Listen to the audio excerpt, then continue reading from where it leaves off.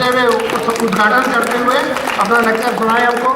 और आपने विषय नहीं लिखा और स्वागत है आपका, पधारिए। कोशिश कीजिएगा कि सभी का लेक्चर हिंदी में हो ताकि सभी को समझ में आए, और बाकी फिर आप किसी भी भाषा में लेक्चर दे सकते हैं। लेक्चर देने की कोई भाषा नहीं होती ना।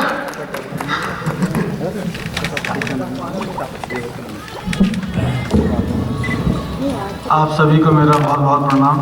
गुरुदेव चंद्रशेखर जी को मेरा चरण स्पर्श, और मंच पर विराजमान शक्ति जो है महिला शक्ति, उनको भी मेरा प्रणाम। आज का जो हमारा टॉपिक है,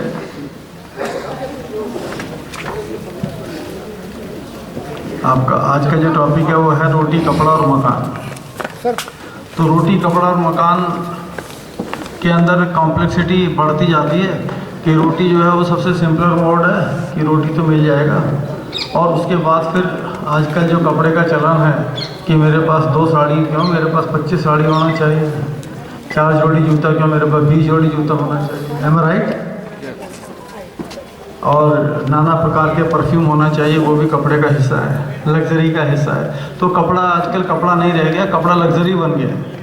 तो वो उससे थोड़ा कॉम्प्लेक्सिटी मोड में है, क्योंकि पैसे का प्रादुर्भाव ज़्यादा इम्प्लीमेंट होता जाता है, तो वो कपड़ा हो गया। और उसके बाद में जब हम करते हैं बात कि मकान, तो मकान के तो आप जानते ही आजकल क्या हालात हैं कि करोड़ों रुपए में मामला चला गया है। तो मकान और भी कॉम्प्लेक्स स्थिति के अंदर चला जाता है। अब हम आते हैं कि रोटी, कपड़ा, मकान को हम हॉरोस्कोप से, बर्थ चार्ट से कैसे देखेंगे। तो आप सब लोगों को मालूम है कि बर्थ चार्ट एक ऐसा मैजिकल फिगर है, I call it A magical figure. ऐसा मैजिकल फिगर है जो ये बताएगा कि आप रोटी, कपड़ा, मकान और मकान और मकान और एंटीलिया जानते हैं सब आप लोग?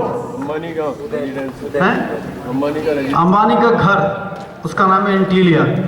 तो ये बर्थ चार्ट किस प्रकार से आपको एंटीलिया तक पहुंचा सकता है या नहीं पहुंचा सकता है, या आपको किसी छोटे घर में रहना पड़ेगा, बहुत बड़े 5000 स्क्वायर फीट के फ्लैट में रहना पड़ेगा, 10,000 स्क्वायर फीट के फ्लैट में आपको मिलेगा। तो ये सब है। मैं आपको छोटा सा किस्सा बताता हूँ। 14 साल पहले का बात है कि CNBC पे मैं एक प्रोग्राम देख रहा था। उसमें मुकेश अंबानी जी का एक इंटरव्यू आ रहा था, और उन्होंने बताया कि हम दोनों भाइयों के पास, जब उनके पिता धीरू भाई अंबानी ने काम शुरू किया था, हम लोग चौल में रहते थे। I am telling you the interview जो मैंने देखा आंखों के सामने CNBC पर। तो उन्होंने कहा हम चारों लोग थे, हमारी एक बहन, हम चौल में रहते थे, और हम दोनों भाइयों के पास एक पजामा था। और चौल में हम क्या करते थे, पढ़ाई करके आते थे तो एक पजामा पहन के पहले अनिल जाता था खेलने के लिए, उसके बाद वो खेल के घंटा भर आता था, फिर मैं उस पजामे को पहन के जाता था, क्योंकि माँ मना करती थी कि आपको स्कूल का ड्रेस पहन के नहीं जाना है, स्कूल का ड्रेस पहनेंगे तो गंदा हो जाएगा, तो अगले दिन के लिए प्रॉब्लम होगा। और फिर बड़ा वाला मुकेश वो पजामा पहन के जाता था। तो एक दिन क्या हुआ कि वो पजामा आंधी आई और उड़ गया। बाहर सूखा हुआ था ना, आपने देखा चौल के अंदर आगे एक रेलिंग होती है, उस रेलिंग पे वो पजामा सूख रहा था, पजामा उड़ गया। और 3 दिन तक हम लोग खेलने नहीं गए, क्योंकि 3 दिन लग गए नया पजामा बनने में। तो ये खेल है, ये अद्भुत विद्या है, अद्भुत ज्ञान है, और समटाइम आई कॉल इट अड़बड़ विद्या और खड़बड़ ज्ञान। ज्योतिष जो है वो अड़बड़ विद्या है। किस प्रकार से आपको क्या समझ में आएगा, इसको बोलता हूँ अड़बड़ विद्या और खड़बड़ ज्ञान। तो क्योंकि नेवर एंडिंग है, और आखिरी तक, जिंदगी के आखिरी मुकाम तक आदमी सीखता रहता है इन चीज़ों को। तो आपको चार्ट को देखना है। आप सब लोग लर्नेड एस्ट्रोलॉजर हैं, और आप जानते हैं कि हम वर्गों की बात करते हैं कि वर्ग होते हैं ना, जैसे कि नवांश है, चतुरांश है, और दशांश है, द्वादशांश है। मतलब I call it D1, D2, D4, D7, D45, D30, D20, right, D24। तो ये सब चीज़ें इसके अंदर रहती हैं। तो जब हमारा प्लैनेट, और इनका 3 क्लासिफिकेशन है वर्गों का, षोडश वर्ग, 10 वर्ग और षड वर्ग। तो षोडश है जहाँ पे 16 है, 10 वर्ग है, जहाँ 10 क्लासिफिकेशन है, और षड वर्ग जहाँ पे 6 क्लासिफिकेशन है।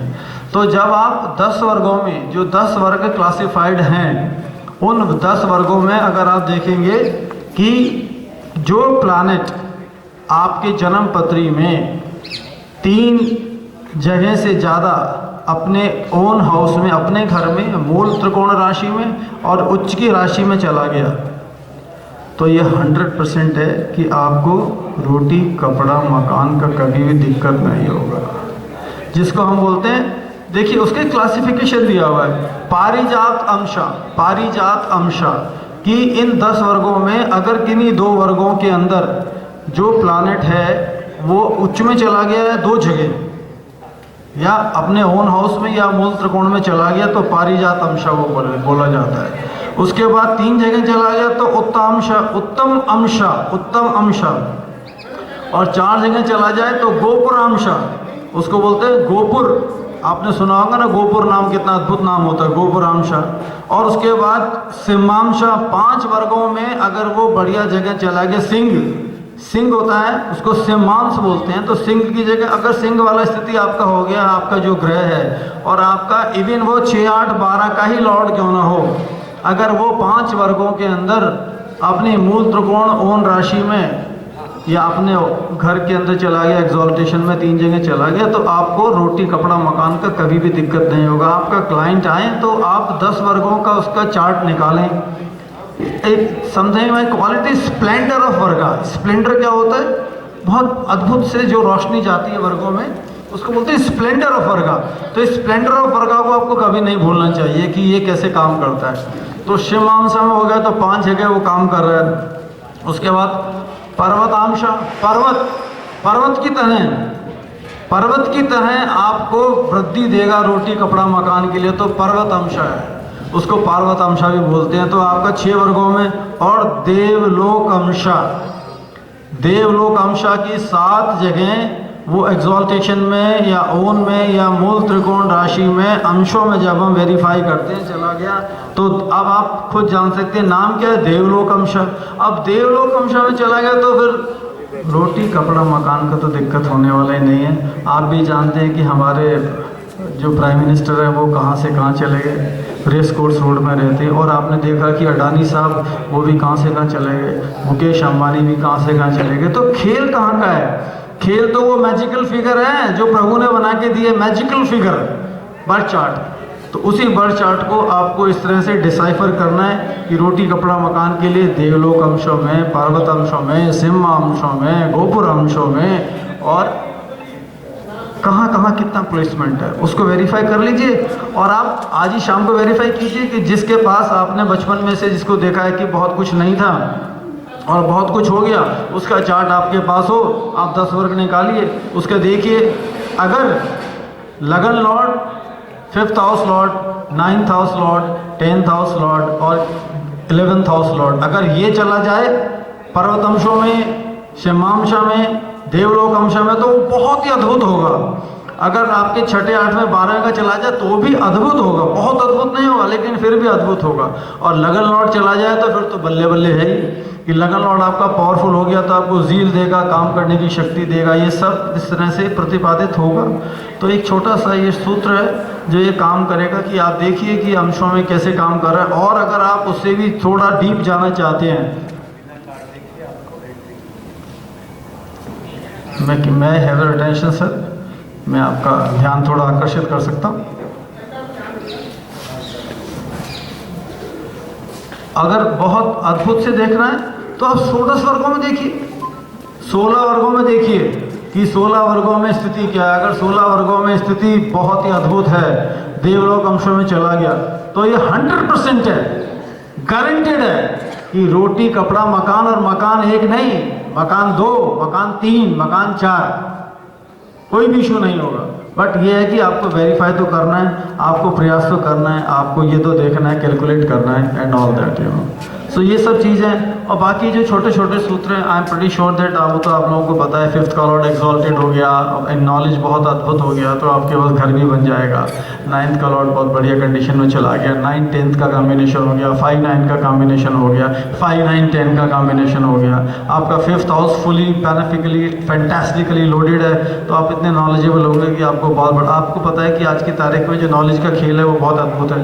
If you do a research study on the more specially the software engineers, वो ऑन साइट काम करते हैं, ऑफलाइन काम करते हैं, आप भी जानते हैं कि आजकल कितना सैलरी है, 20 लाख स्टार्टिंग, 1 करोड़, 2 करोड़ पैकेज, पढ़ाई करने के बाद IIM से MBA करने के बाद में स्ट्रेट 40 लाख।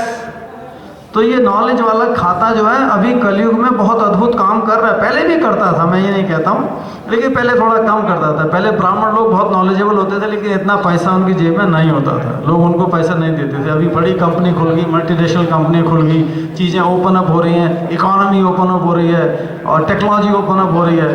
तो जो लोग M.Tech हैं, B.Tech हैं या उससे ऊपर जिन्होंने स्टडीज़ किया है, अभी तो नया फैड आ गया आर्टिफिशियल इंटेलिजेंस।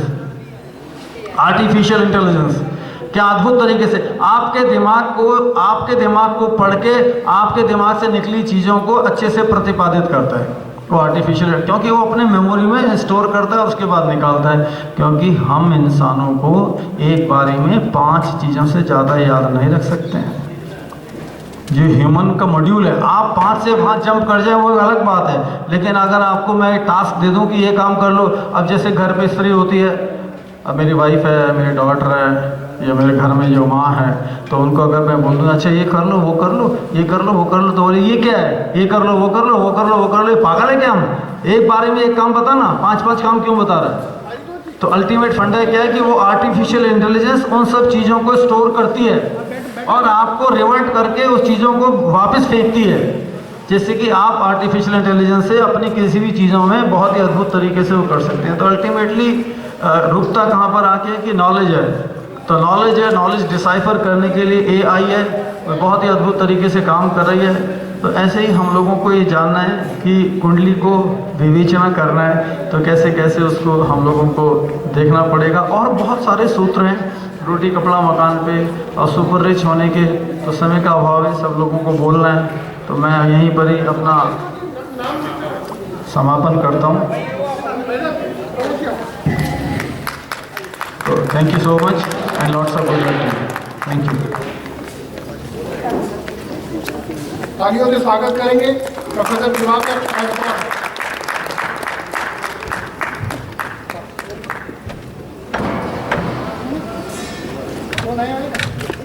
यार इसको घुमा दिया आपने, कहाँ से कहाँ घुमा दिया इसके अंदर, ये बुरा लग रहा है। आदरणीय आचार्य चंद्रशेखर जी, सब और आपसे पधारे मेहमानों, मैं आप सभी को नमन करता हूँ। खुश महल के इस खुशनुमा वातावरण में सब लोग बैठे हुए हैं और रोटी कपड़ा और मकान जो 3 मूलभूत चीज़ें होती हैं, जिसको 1975 में एक फिल्म भी आई थी मनोज कुमार की। आज इस विषय को बोलने जा रहा हूँ। मैं प्रोफेसर डॉक्टर दिवाकर दिनेश गौड़, मूल इंग्लिश का प्रोफेसर हूँ। गोधरा एक जगह है, गोधरा, एक फिल्माई साबरमती फाइल्स, वहाँ के एक कॉलेज में प्रोफेसर हूँ, पर मूल रूप से जयपुर का हूँ, लेकिन मैं वहाँ नौकरी करने पहुँच गया। रोटी से शुरुआत होती है और रोटी जन्म कुंडली में कहाँ है, तो मेरे हिसाब से अगर लग्न को आप शरीर माने तो 5वां घर जो है वो पेट होता है। तो रोटी पेट के लिए है, तो रोटी के लिए 5वां घर है। मुझसे पहले जो साहब आए बड़ा अच्छा बोल रहे, मैं उन्हीं की बात को आगे बढ़ा रहा हूँ। इन्होंने अंशों पे ध्यान दिया। मैं धर्म, अर्थ, काम और मोक्ष त्रिकोण पर जा रहा हूँ, रोटी कपड़ा मकान के लिए। चीज़ें किस तरह देखते हैं हम, तो रोटी के लिए 5वां घर, और 5वां घर धर्म त्रिकोण का दूसरा भाव, 5वां घर पुण्य भाव। रोटी हमें जो नसीब होती है जन्म, मेरा ऐसा मानना है, वो अपने पुण्य कर्मों से प्राप्त होती है, क्योंकि रोटी के अनेक प्रकार हैं। रोटी एक अच्छे धन से आएगी और रोटी बुरे धन से भी आएगी। कथा है नानक जी की कि वो उन्होंने वो किसी ने बुलाया तो जब जाए की रोटी को ठुकरा दिया उन्होंने, क्योंकि उसमें से खून निकल रहा था और किसी की रोटी में से दूध निकलता है। तो जो अच्छी रोटी है, शुभ रोटी है, वो 5वें घर से आती है। धर्म त्रिकोण का ये दूसरा घर, और आप इसको और आगे ले जाएंगे, धर्म त्रिकोण का जो 9th हाउस है, दूसरा घर है, ये भाग्य है। तो हम इस जन्म में जो रोटी खा रहे हैं उससे ही हमारा अगले जन्म का भाग्य बन रहे हैं। तो रोटी को मैं अगले जन्म तक ले गया हूँ, किस तरह की रोटी हम ग्रहण कर रहे हैं। क्योंकि आजकल तो बड़ा मिक्सअप हो गया है सब जगह, होटल संस्कृति चल रही है और हम अपने अन्न का ध्यान रख नहीं पा रहे हैं। लेकिन हमारे जो पूर्वज थे वो जब घर से बाहर जाते थे तो अपनी रोटी अपने साथ लेके जाते थे। और तो रोटी जिनके मिले ये भी एक नसीब है, क्योंकि कईयों को कपड़े खूब मिलते हैं। देखिए ये ज़माना जो है रोटी कपड़ा और मकान में से ये ज़माना कपड़े का बहुत ज़्यादा है, क्योंकि आजकल ऑनलाइन शॉपिंग में जो हमारी अगली जनरेशन, हमारे छोटे बच्चे, उन्होंने हद कर रखी है। ऑनलाइन दबाया और रोज़ एक पैकेट घर पे आके खड़ा हो जाता है। अब वो कपड़े के लिए ज्योतिष में कौन सा घर देखा जाएगा? तो मेरा ये मानना है कि कपड़ा जो है वो काम त्रिकोण का पहला घर, दैट मीन्स तीसरा घर, क्योंकि कपड़ा तन ढकने के लिए है। कपड़ा शर्म और लिहाज जो है उस पर पर्दा डालने के लिए है। अब उसमें से फिर शर्म लिहाज से शुरू होती है एक वस्त्र की यात्रा, और वो सर्दियों के दिनों में अनेक वस्त्र तक पहुँचती है। फैशन, पूरा फैशन परेड उसमें आ गया। तो जिसके तीसरा भाव या फिर काम त्रिकोण का दूसरा घर, मतलब 7वां घर जो जन्म कुंडली में, और फिर 11वां भाव। 11वां इसके लिए, इसलिए पैसा चाहिए। 7वां इसके लिए कि ये काम त्रिकोण का जो वैवाहिक पक्ष है, हमारे पार्टनर्स हैं, उनका भी द्योतक है। तो काम पक्ष कपड़े में बहुत काम करता है। अब अगर यहाँ पाप ग्रह होंगे तो ज़्यादा अच्छे होंगे, क्योंकि कपड़े वो आदमी ज़्यादा शौक कर सकता है जिसके काम त्रिकोण मजबूत हो। जिसका काम त्रिकोण कमज़ोर है वो धर्म त्रिकोण पर जाएगा, वो कपड़ों पर नहीं जाएगा, वो रोटी अच्छी खाएगा। और मकान जो है, इसका तीसरा जो भाग है, तो बहुत समय नहीं है। मकान जब मैं देखता हूँ तो मकान, तुम्हारे शास्त्र चौथे घर को मकान बोलता है, मगर मकान का जो सुख है, मकान तो हो गए आपके, एक करते अनेक हो गए। जैसे गुरु और शनि अगर मकान के साथ कनेक्शन बनाएंगे तो वो पुराना मकान देंगे, आपके एंसेस्ट्रल हाउस आएगा आपके, फैशन उसमें नहीं होगा। और आज का ज़माना मकानों को सुसज्जित करने में लग रहा है, उस पर पीओपी कराएंगे, उसमें ये कराएगा, उसमें ये कराएगा।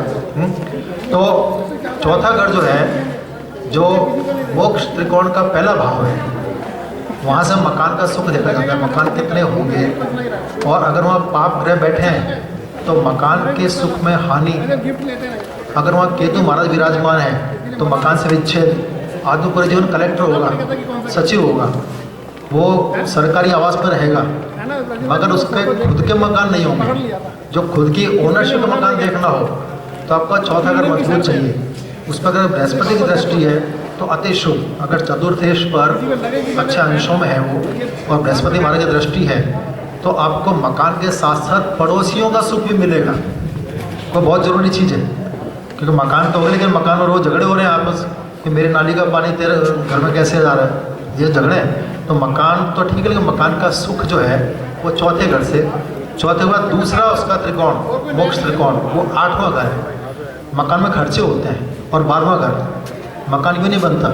जब रोटी में वो कट लगता है, रोटी में जब कट लगता है तो मकान का पैसा आता है।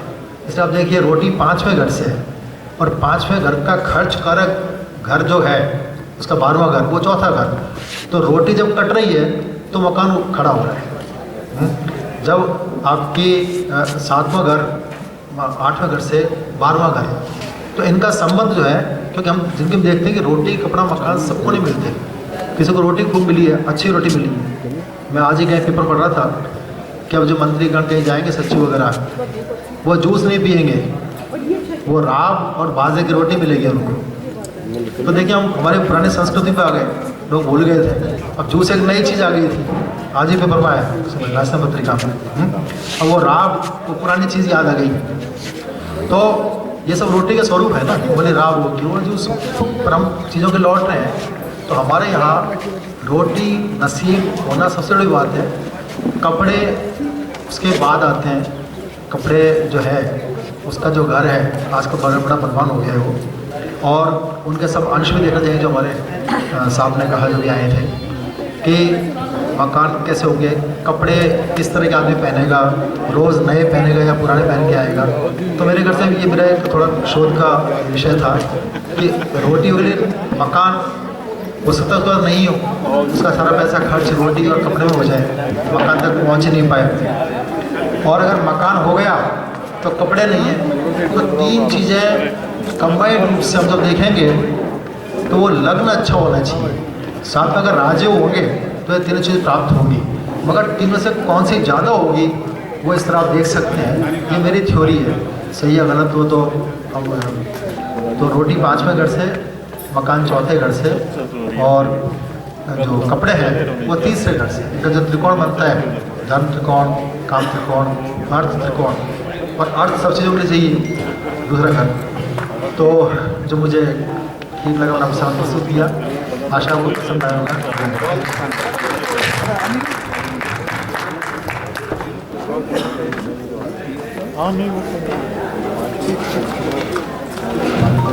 चलिए, तो बहुत बहुत धन्यवाद। अच्छा बोला आपने कि जन्म कुंडली में रोटी, कपड़ा और मकान देखने के लिए कई भाव है। लग्न से भी देख सकते हो, शरीर अच्छा होगा तो ही रोटी बचेगी।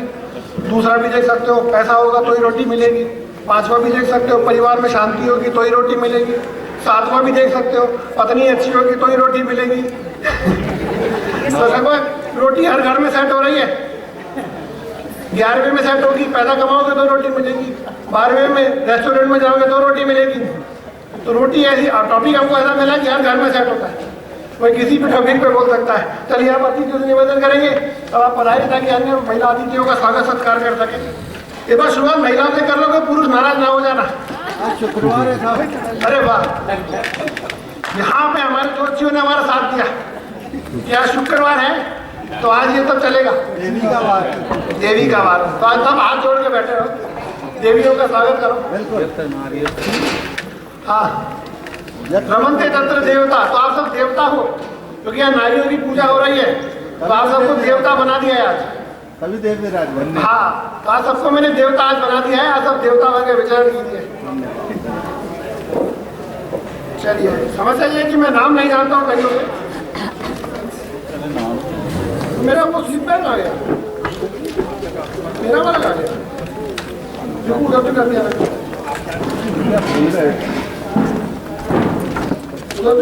स्लिप बैग मेरा। 11 से 11 प्रोग्राम में अकेले नहीं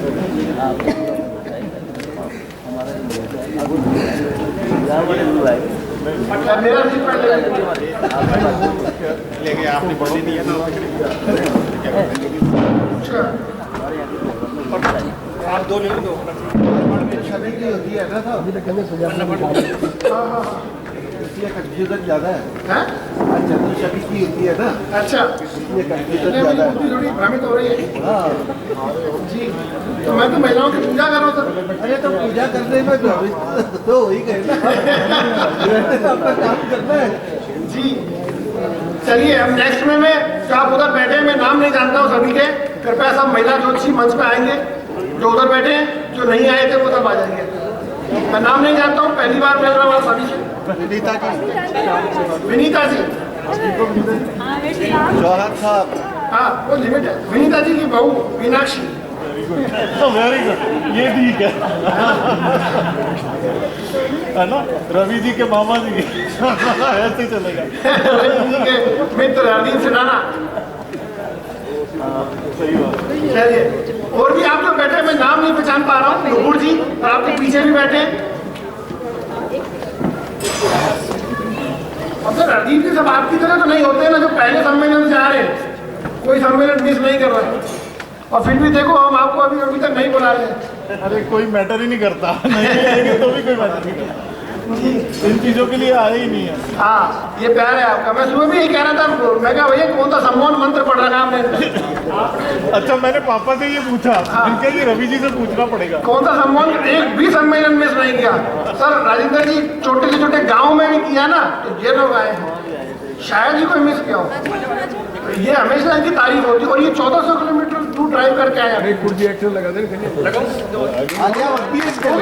गया नेक्स्ट में ले लेंगे नेक्स्ट में अरे इनके भजन हमने सुने हैं, बहुत मस्त भजन गाते हैं। हाँ आपका नाम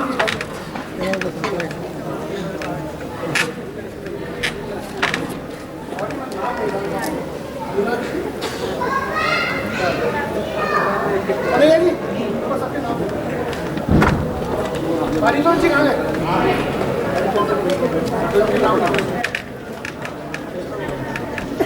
बिल्कुल सही कह रहे हैं सर। आइए सबका स्वागत करेंगे पहले। नहीं यार आइए सर, स्वागत करेंगे सबसे पहले।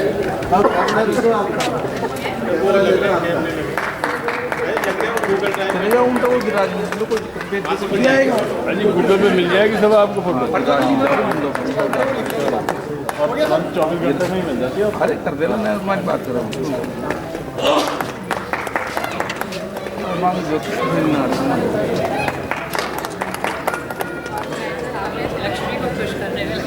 हाँ हाँ बाहर ले लेंगे। चश्मा बढ़िया लग रहा है सर, चश्मा बढ़िया लग रहा है। चश्मा गिफ्ट का सर पकड़ के हमारा मुझे अच्छा ही लगता है। चलिए स्वागत है सभी का, मीनाक्षी जी का, विनीता जी का और शशि जी का, नुपुर जी का और सीमा जी का, सभी का स्वागत है। अब पत्र वाचन वाले क्रम पे चलेंगे। नेक्स्ट में मंजीत कौर नई दिल्ली से आप आए हैं, हमारे बीच में आएंगे। मंजीत कौर दिल्ली से स्वागत करेंगे, तालियां देगा।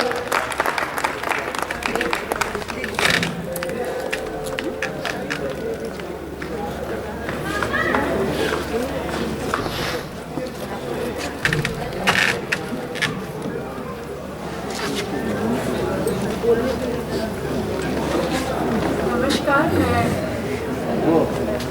रवि जी की लंबाई क्या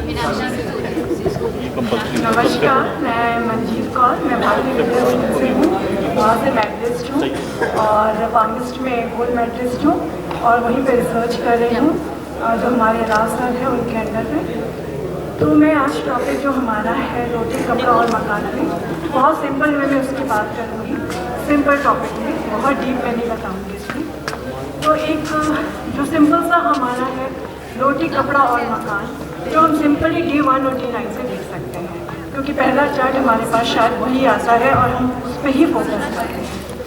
सिंपल सा एक फंडा जो हम सभी जानते हैं, धन योग का जो बनता है, धन योग जो हमारा दशमी स्थान जिसे हम 5 लोग कहते हैं, और जो धन भाव है सेकेंड हाउस और 11वां भाव जहाँ से हमें प्रॉफिट मिलता है, सेकेंड हाउस जहाँ पे हम संचय करते हैं, 11th हाउस 10th हाउस से सेकेंड है, तो वहाँ पे हमें 10th हाउस के कर्मों का फल मिलता है, जो कि एकदम सिंपल बनता है। उसका एक अच्छा प्लेसमेंट होना और उसका PSC कनेक्शंस होना बहुत ही शुभ होता है, जो कि हम सिंपली देखते हैं किसी की कुंडली में जब भी आता है, सबसे पहले हम इस पर ही दृष्टि डालते हैं कि धनयोग बन रहा है कि उसकी लाइफ में जो भी वो अर्न करेगा या कार्य करेगा उसे संचित करेगा कि नहीं, कि वो सिर्फ खर्चे ही करेगा।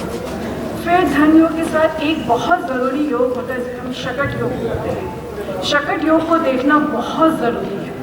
अच्छा धन योग बन रहा है, PSC कनेक्शन अच्छा है, युति अच्छी है, एक्सचेंज है, बट शकट योग अगर कुंडली में बन रहा होगा, शकट योग क्या होता है, चंद्रमा से जब गुरु 6 आदि भाव में होता है तो शकट योग बनता है।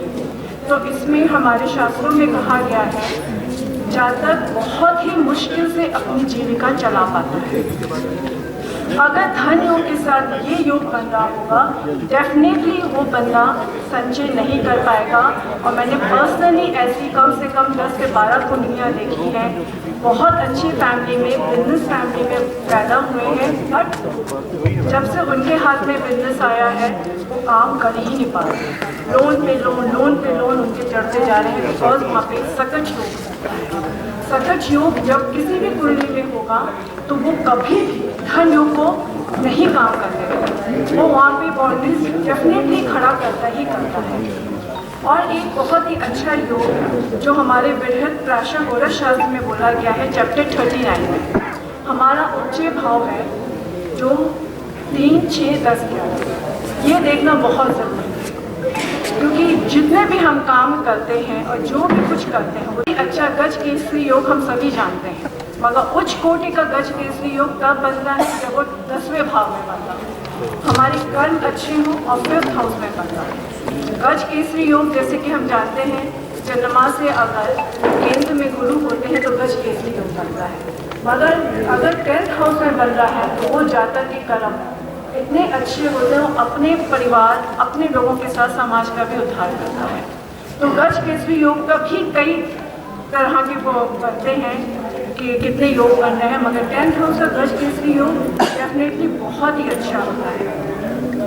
और एक गज केसरी योग जो हमारे बृहद राशिगोरस शास्त्र में एक और गज केसरी योग के बारे में बात किया गया है, जो कि मून से जुपिटर केंद्र में हो, ये तो हम सब जानते हैं। और मून पर मून कहीं भी बैठा अगर उसको जुपिटर, वीनस और बुध देख रहे हैं तो भी ये एक तरह का गज केसरी योग का फॉर्म करता है।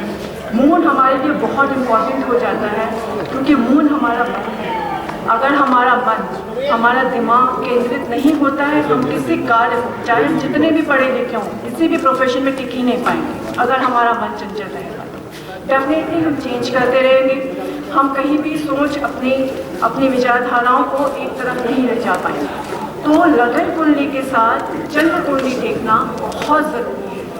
D9 देखना डेफिनेटली ज़रूरी होता है, मगर चंद्र कुंडली से भी आप उपचय भाव और 2nd और 11th हाउस को जरूर देखें, क्योंकि उससे ही हमें पता चलेगा कि जातक किस दिशा में सोच रहा है, वो अपनी सोच से कितने आगे बढ़ सकता है और वो किस तरह से अपनी सोच को, अपने सपनों को साकार कर सकता है।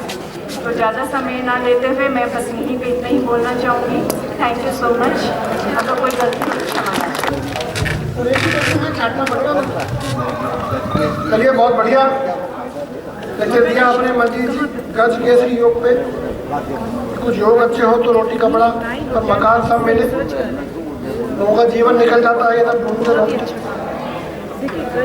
अब नेक्स्ट में मैं देना चाहूँगा पुष्पा जोशी जी को। आप मंच पर बुला रहे लेक्चर के लिए।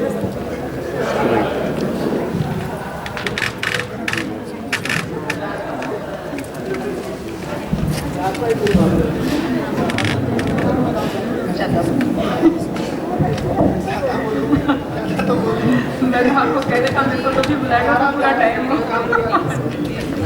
उपस्थित सभी विद्वानों और विदेशियों को मेरा प्रणाम। मंचासीन सभी बहनों को मैं प्रणाम करती हूँ। मैं Pushpa Joshi, numerologist and vastu expert. जैसा कि सभी जानते हैं, आज का हमारा विषय है रोटी, कपड़ा और मकान। ये 3 मूलभूत आवश्यकताएं हैं एक इंसान के जीवन में, रोटी, कपड़ा और मकान। रोटी, कपड़ा, मकान, तीनों के 3 रूप होते हैं। एक नीड होती है, एक होती है ग्रीड।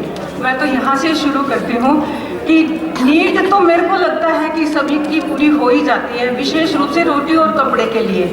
और मकान की ज़रूरत के लिए शायद व्यक्ति को विशेष रूप से मेहनत करना पड़ता है। न्यूमरोलॉजी के अनुसार मैं आज ये बताना चाहूँगी कि आपके लिए मकान का योग या किसी भी व्यक्ति के जीवन में मकान का योग कैसे बनता है और कब कब बनता है। सबसे पहले मैं बात करूँगी, जब चार्ट में किसी भी व्यक्ति के पास में 2, 5 और 8 2 नंबर यानी चंद्रमा का, 5 नंबर बुध का और 8 नंबर शनि का। अभी जैसे मेरी बहन ने एक चर्चा की थी गज केसरी योग, ये हमारी न्यूमरोलॉजी के अनुसार गज केसरी योग है। जिसकी डेट ऑफ बर्थ में और जिसके चार्ट में ये तीनों नंबर हैं, यानी ये तीनों ग्रह हैं, यानी चंद्रमा, बुध और शनि, उसके पास में, उसके जीवन में मल्टीपल प्रॉपर्टी आप लिख के ले लो, उसके जीवन में होएगी। 1 नहीं, 2 नहीं, 3 नहीं, 4 प्लॉट्स होंगे, मकान होंगे, ये सब। ये चीज़ तो मैंने चार्ट के हिसाब से आपको बताई है। अब मकान का योग कैसे देखना है, सो दैट मैं आपको एक बहुत सरल सिंपल तरीका बताऊंगी, क्योंकि किसी भी चीज़ को हम गोल के रूप में अगर उसको सेट करते हैं तब उसको पूरा कर पाते हैं। तो वो गोल आपको कब लेना चाहिए और उसको कब फुलफिल होना है, वो उसके अनुसार आप कर सकते हैं। सभी को पता है मूलांक और भाग्यांक सब अपना अपना निकालना जानते हैं। अब मैं आपको बताऊंगी कि योग मकान का कैसे कैसे बन रहा है। सबसे पहले अगर किसी भी व्यक्ति का मूलांक 1 और 9 है, मूलांक 1 है और भाग्यांक 9 है, इस व्यक्ति को कोई विशेष ज़्यादा परेशानियां नहीं होती है लाइफ में, इसको ऑटोमेटिकली मिलता रहता है जिसके लाइफ में ये वाला मूलांक भाग्यांक है। लेकिन अगर चार्ट में शनि का नंबर मिसिंग है तो हो सकता है उसको थोड़ी प्रॉब्लम आ जाए, या फिर 6 नंबर यानी शुक्र का, जिसे हम लग्जरी का नंबर मानते हैं, यानी जो लग्जरी देता है। तो जब शुक्र का टाइम आएगा उस समय उसको प्लान करना चाहिए कि अब मेरा शुक्र आ रहा है तो मेरा हो सकता है मकान का काम बन जाएंगे। तो यहाँ से प्लानिंग यानी 4 के टाइम से या फिर बुध के टाइम से अगर वो शुरू करता है तो शुक्र के टाइम में जाते जाते उसका मकान हो जाएगा। पर्सनल ईयर बना मतलब सॉरी मैंने बताया नहीं किसी को कैसे निकालना है, आप सब अपना अपना निकाल सकते हो इसीलिए पर्सनल ईयर। मैं जो शुक्र का टाइम 8 का टाइम ये जो बोल रही हूँ ये आपका पर्सनल ईयर कैसे आता है वो बता रही हूँ मैं। कैसे आएगा, आपको अपना डेट ऑफ बर्थ और मंथ को इंटैक्ट रखना है। यानी अगर मान लो उदाहरण के लिए अगर किसी की डेट ऑफ बर्थ है 18 और महीना है मई का यानी 18 मई, तो जब उसका पर्सनल या तो 1 आने वाला होगा या शुक्र का नंबर आने वाला यानी शुक्र का टाइम आने वाला होगा, तो ये दोनों टाइम ऐसे हैं जब उसके मकान का काम बन जाएगा, उस समय उसका मकान हो जाएगा। नंबर 2 वाले जो होते हैं शनि के टाइम वाले हैं, अगर उनके इसके चंद्रमा के टाइम वाले हैं तो चंद्रमा है और शनि का नंबर पे लेकिन उनके पास में बुध का नंबर नहीं है, तो जैसे ही बुध आएगा तो उसका 258 वाला योग पूरा होएगा। और अगर काफी लंबे समय से उसका मकान का वो इंतजार कर रहा है तो ये वो टाइम है जब उसका मकान का योग बन जाएगा। अगर आपके चार्ट में चंद्रमा का नंबर है और बुध का नंबर है लेकिन शनि का नंबर मिसिंग है, तो जैसे ही आपका शनि का टाइम आएगा ये वो टाइम है जब आपका मकान का योग बन जाएगा। दूसरा, जिसका मंगल अच्छा है, मंगल वाले लोग आपको प्रॉपर्टी डीलिंग का काम करते हैं, मिलने में मंगल भूमि का सुख भी देता है। तो जिस व्यक्ति का 1 वाले हैं उसको भूमि का सुख मिलेगा, वो भूमि से रिलेटेड मकान से रिलेटेड कोई भी काम भी कर सकता है। तो जब मंगल का टाइम आएगा तो उसका मकान का सुख उसको मिलने का पूरे चांस है। ये चीज़ तो वो है। दूसरा, लग्जरी वाले नंबर होंगे जिसके शुक्र का नंबर हो, मूलांक जिसका शुक्र है, तो उसका जैसे ही शुक्र का टाइम आएगा या शनि का टाइम आएगा तो मकान का योग उसका बनने के लिए बिल्कुल आप मतलब उस हिसाब से प्लानिंग करें कि उसका मकान का टाइम वो पूरा से हो सकता है। अभी बात चल रही थी, किसी ने बोला था राहु वाले या जो केतु वाले हैं वो भले ही बहुत बड़े ऑफिसर होंगे, लेकिन अच्छा केतु वाले होते कौन है? जिनका जन्म किसी भी महीने की 7, 16 या 25 तारीख को हुआ है, ये सारे केतु के नंबर वाले हैं। ठीक है, इनको क्योंकि इमोशनल लोग होते हैं, हमेशा दिल से डिसीजन लेने वाले होते हैं, तो हो सकता है ये लोगों को हेल्पिंग नेचर वाले ज़्यादा होंगे लेकिन उनके खुद के बारे में नहीं सोचते। लेकिन जैसे ही इनके पास राहु का टाइम आएगा तो इनका मकान का योग बन जाएगा। केतु वाले का राहु के टाइम में और राहु वाले का केतु का टाइम जैसे आएगा, क्योंकि दोनों एक ही बॉडी के हिस्सा है, और जैसे ही दोनों पास में आएंगे उनकी बॉडी कंप्लीट और वहाँ पे उनके सारे योग बनते हैं और वहाँ पे उनको मकान का योग मिल सकता है, वहाँ पे इनका योग बन सकता है। मैं अपनी वाणी को आज यही विराम देती हूँ। Thank you.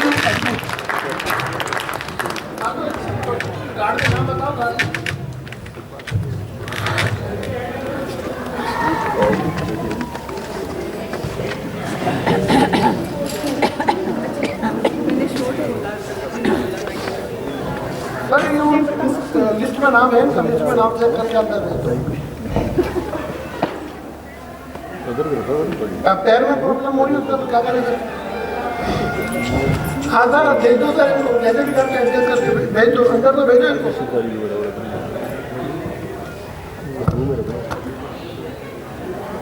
क्या करें सर, वो अवेलेबल नहीं है सर जी, तो आप बता दें।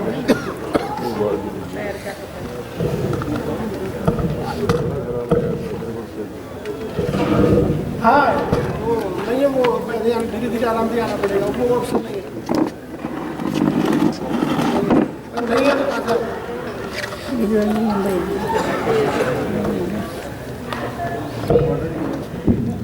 मैंने कहना मना किया था ना, मेरे फोन पे फोन नहीं करना, तो अभी मेरी फोन पे गेट पे खड़ा हूँ, मैं आ गया हूँ, मेरा नंबर नहीं आ रहा, मुझे गार्ड अंदर नहीं घुसने दे रहा।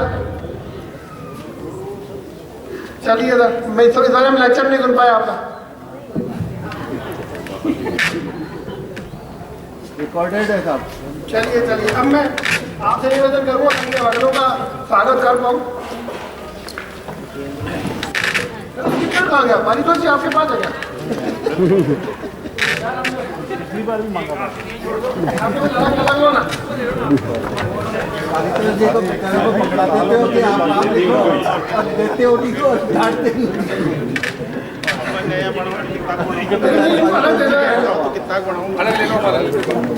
तो 4-5 अलग दे दीजिए। चलिए, मुझे लगता है कि महिलाओं का बाकी है सर। कितना बाकी है? बहुत बाकी जनगणना करी राजेंद्र जी आपने? आप जनगणना कर रहे हो, देखो आदमी पकड़ में आ गया है। जनगणना कर कौन रहा है महिलाओं की? ये तो पुरातत्व विभाग के घटनाकारों में से एक है। सर, ये शुक्र का प्रभाव है कि पकड़ में आ गया है कि कौन महिलाओं को गिन रहा है। आप अपने दोनों खुला रख सके हैं। साथ में बैठा हुआ है। जी चलिए, अब आपने जनगणना करी तो आपकी स्टूडेंट को बुलाते हैं अभी।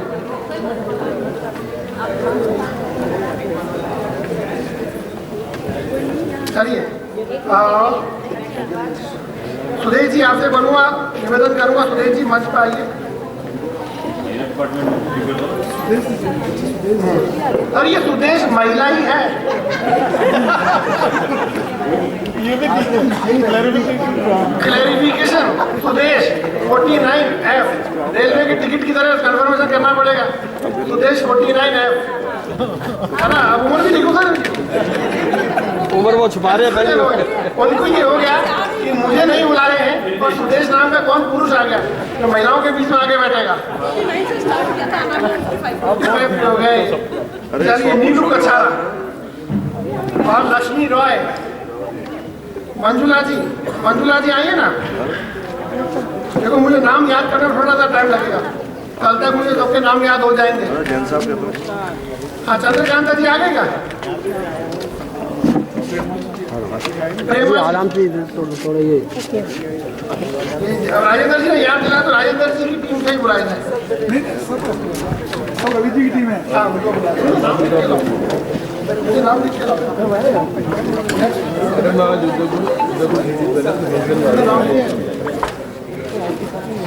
चलिए, सभी महिला अतिथियों का स्वागत सत्कार करते हैं अभी।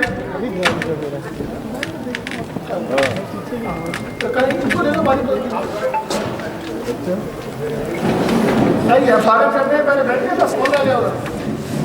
प्रेमा जी, हम लोग ऐसे ही स्वागत सत्कार करते हैं सभी का, यही हमारा सिस्टम है।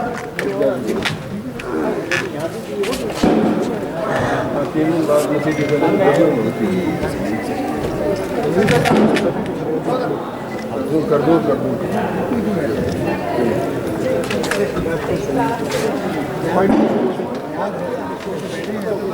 ठीक है।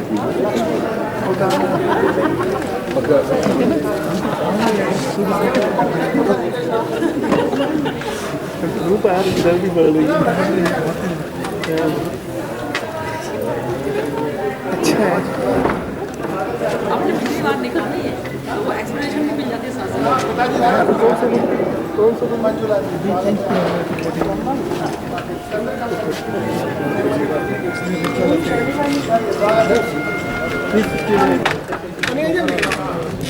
चलिए, समय ज़्यादा न लेते हुए अब आगे चलते हैं।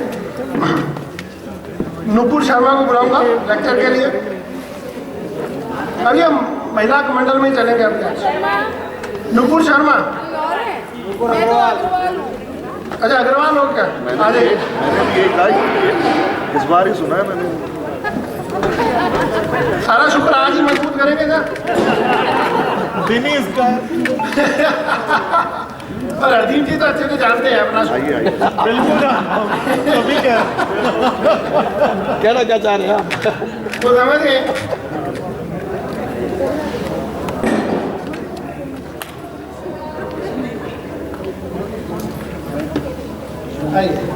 चप्पल जूते इधर से भी आ सकते हो, नजदीक पड़े।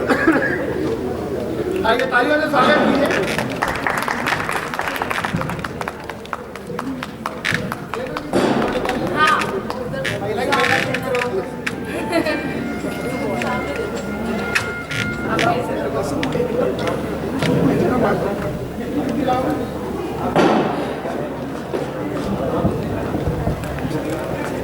नमस्कार जी, मैं वैदिक एस्ट्रोलॉजर नंबर अकबर यहाँ उपस्थित सभी विद्यजनों का, ज्योतिष गुरुओं का, ज्योतिष प्रेमियों का अभिनंदन करती हूँ और संस्था का आभार व्यक्त करती हूँ कि आपने बहुत अच्छा आयोजन यहाँ पर किया सम्मेलन का, जिससे हम सब एक दूसरे के विचार आदान प्रदान हो रहे हैं, मिल रहे हैं।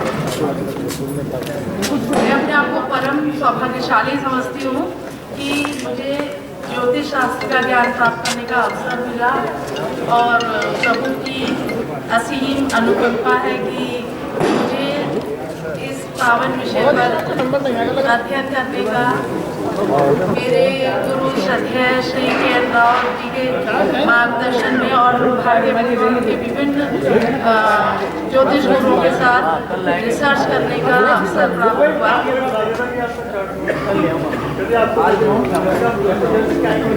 ज्योतिष एक प्रत्यक्ष शास्त्र है, अर्थात हम ज्योतिष के द्वारा प्रकालिक प्रभाव को जान सकते हैं।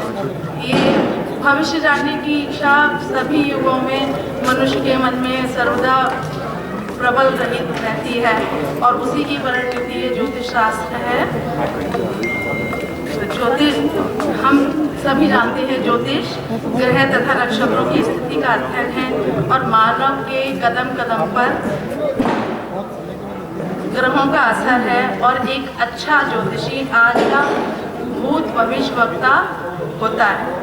तो मैं यहाँ क्योंकि यहाँ पर ये टॉपिक रखा है रोटी कपड़ा और मकान, तो रोटी कपड़ा और मकान भरपूर तभी हमें प्राप्त होता है कि जब व्यवसाय को हम उसके अच्छा हो या कोई व्यवसाय में व्यवधान वगैरह तो नहीं है या क्या है। तो मैं आज चर्चा करूँगी व्यवसाय विषय पर।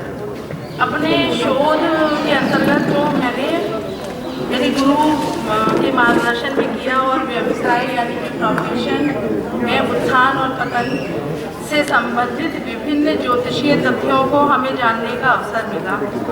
हमने पाया कि किसी भी व्यक्ति के जीवन में उसके व्यवसायिक जीवन या प्रोफेशनल लाइफ को लेकर जो भी परेशानी, पतन, रुकावटें आती हैं, उनका जन्म कुंडली से संबंध निश्चित होता है। और जो व्यवसाय के लिए हम हाउस देखते हैं वो 10th हाउस और स्पेशली जब डिविजनल चार्ट्स की बात करते हैं तो संबंधित चार्ट जो है वो D10। तो और उसके साथ साथ दशाएं जब हमें इस तरह की मिलती हैं तो उसमें व्यवसाय में कई बारी रुकावटें आ जाती हैं, कोई प्रॉब्लम्स होती हैं। तो उसके लिए हमने जो नोटिस किया है कि इसमें मुख्य रूप से 3 भाव शामिल होते हैं, पंचम, अष्टम और दशम। सभी जानते हैं दशम भाव जो है वो 10th हाउस व्यापार, राज्य सम्मान, नौकरी, प्रतिष्ठा, अधिकार, सत्ता, सुख, यश, कीर्ति, आजीविका, विशिष्ट ज्ञान एवं दक्षता का भाव है।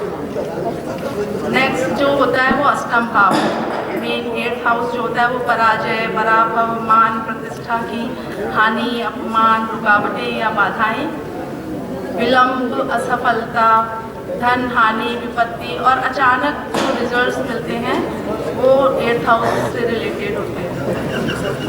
पंचम भाव जो होता है 5th हाउस, वो पंचम भाव के बारे में देखें तो पंचमेश संतान सुख के लिए है, शिक्षा, मंत्र सिद्धि, मंत्री पद एवं बुद्धि के लिए जाना जाता है। यदि जन्म कुंडली के किसी भी भाव या भावेश का संबंध 6, 8, 12 हाउस से हो और उसके स्वामियों से हो तो उस भाव संबंधी फल प्राप्ति में बाधाओं का सामना करना पड़ता है। जब जन्म कुंडली के दशम भाव और D10 कुंडली के का संबंध जब छिद्र ग्रहों से और दशा छिद्र से हो जाता है तो और ये जो दशा है वो स्पेशली लग्न से या चंद्रमा से अष्टम की होती है तो व्यक्ति का पतन निश्चित होता है व्यावसायिक रूप से और उन्नतशील व्यवसाय में भी डिस्ट्रेस आ सकता है। अब यहाँ दशा छिद्र जो होती है वो 8th हाउस होता है, उसमें शामिल 8th हाउस में जो प्लैनेट्स ग्रह होते हैं और या अष्टमेश के साथ जो ग्रह होते हैं और जो नीच राशि के ग्रह होते हैं या अस्त ग्रह होते हैं, हम उनको छिद्र ग्रह कहते हैं। ऐसे ही दशा क्षेत्र जो होती है वो जब कोई भी महादशा ग्रह की महादशा का एंड होता है और जब नई दशा आती है तो जो संधि काल होता है दोनों दशाओं का, वो भी कई बार ये अचानक से रुकावटें वगैरह दे देता है, अचानक रिजल्ट्स मिल जाते हैं। तो ये जब वो 8th हाउस से रिलेटेड ग्रहों की दशा होती है तो व्यवसाय में डिस्ट्रेस आ सकता है। और ये पतन जो है वो बहुत ज़्यादा प्रभावी हो जाता है जब 8th हाउस के साथ साथ पंचम हाउस भी इसमें शामिल हो जाए, क्योंकि पंचम भाव जो है बुद्धि के भाव के साथ साथ दशम भाव का अष्टम भाव भी है। यहाँ बुद्धि एवं व्यवसाय दोनों का सीधा संबंध है। अतः अष्टम भाव के जो लाभ होते हैं वो बुद्धि द्वारा संचालित होते हैं और व्यक्ति के द्वारा लिए गए जो भी डिसीजन होते हैं वो गलत हो जाते हैं कई बार, और उसका सीधा असर उसके व्यवसाय पर जरूर पड़ता है। और पंचमेश की दशा जो है वो असंभावित पतन के लिए भी जानी जाती है। वैसे तो 5th हाउस हमेशा हम शुभ मानते हैं। तो पंचम भावस्थ जो ग्रह है एवं पंचमेश अपनी चतुराई से और दशम से अष्टम होने के कारण व्यवसाय में समस्या देता है। दशमांश D10 कुंडली के अष्टम भाव अष्टमेश की दशा भी उत्थान और पतन के लिए अहम भूमिका निभाती है। अष्टमेश से जुड़े ग्रह और दशा क्षेत्र अस्त ग्रहों की दशा, नीच ग्रह की दशा ही व्यवसायिक जीवन में बाधाएं देती है। हमने इन्हें कई कुंडलियों को लगाकर देखा है और पाया कि किसी व्यक्ति के व्यवसायिक जीवन में आने वाला उतार चढ़ाव बहुत हद तक अष्टम भाव से रिलेटेड होता है और उस पर निर्भर करता है। आजकल के समय में पंचम भाव जो कि बुद्धि का है उसकी भूमिका को भी नज़रअंदाज नहीं किया जा सकता, क्योंकि जातक की बुद्धि को बुद्धि में बदलने में देर नहीं लगती और उसके परिणाम का सब बुरे परिणामों का सामना करना पड़ता है उसे। तो और इसमें छिद्र ग्रह मतलब जो है खास तौर पर D10 के अष्टम भावस्थ जो ग्रह हैं वो अधिक जो प्रॉब्लमेटिक होते हैं या पीड़ादायक होते हैं। ये हमने जो रिसर्च किया था उसमें बहुत सारी कुंडलियों पर ये इसको लगा के देखा इन सूत्रों को। तो इसके सटीक उदाहरण जैसे रजत गुप्ता, मोहम्मद अजरुद्दीन, BM कौल और सहारा श्री सुब्रतो राय, इन सब में ये जो तीनों हाउस का कनेक्शन आ रहा था 8th हाउस, 10th हाउस और 5th हाउस का, और दशा क्षेत्र भी थी। तो तभी इन लोगों का जैसे इतना अच्छा बिजनेस सेटलमेंट और होने से उनको भी उसका सामना करना पड़ा डिस्ट्रेस का बीच में। तो अब हमने जो बात की है एक डिस्ट्रेस की प्रोफेशन में, तो प्रमोशन की भी बात करते हैं। जॉब प्रमोशन कब होता है कि जॉब प्रमोशन के लिए जो है वो कौन कौन से तथ्य जिम्मेवार होते हैं, तो उसमें 9th हाउस और 9th लॉर्ड की दशा होती है, 10th हाउस और 10th लॉर्ड की दशा, 7th हाउस और 7th लॉर्ड की दशा। इसी तरह जेमिनी में जो अमात्य कारक है AM के को बिजनेस और जॉब के लिए देखा जाता है। और जन्म कुंडली से यदि हमें घटना की पुष्टि दिखती है तो D10 जो है बिजनेस जॉब में वास्तविक स्थिति को दिखाता है। इन सब के बाद स्थान आता है गोचर ट्रांजिट का, कि जब शनि एवं बृहस्पति अष्टक वर्ग में अधिक जो अंक प्राप्त करने वाली राशि पर गोचर करते हैं तब प्रमोशन में तरक्की का समय आता है। और एक सूत्र जो भारतीय विद्वान से ही हमें मिला है कि जब गोचर में जब जन्म कुंडली के जो 10th हाउस पर और बृहस्पति जहाँ प्लेस्ड होता है उस पर जब शनि का गोचर होता है तो उस समय जो बिजनेस या जॉब में चेंजेस जरूर आते हैं और वो चेंज जो है हमेशा अच्छे के लिए होते हैं। ये भी मैंने कई कुंडलियों में नोटिस किया। और जो रुके हुए या देरी से होने वाले प्रमोशन में 8th हाउस भी शामिल होता है, क्योंकि अचानक रिजल्ट्स मिलते हैं 8th हाउस की दशा से रिलेटेड टाइम पे। इन सूत्रों को लगाने से पहले हमें देश काल पात्र का भी ध्यान रखना, देखना जरूरी होता है कि देश अर्थात हम जिस परिवेश में रहते हैं या कार्य करते हैं, समय आया है या नहीं। पात्र अर्थात जिस प्रमोशन की हम बात कर रहे हैं जिस व्यक्ति के लिए, उस प्रमोशन के लिए वो निर्धारित मापदंडों को पूरा करता भी है या नहीं। तो ये देश काल पात्र लगाकर ही हम किसी भी जन्म कुंडली को विवेचना उसी तरह से करनी चाहिए, कर सकते हैं। धन्यवाद। धन्यवाद रवि जी।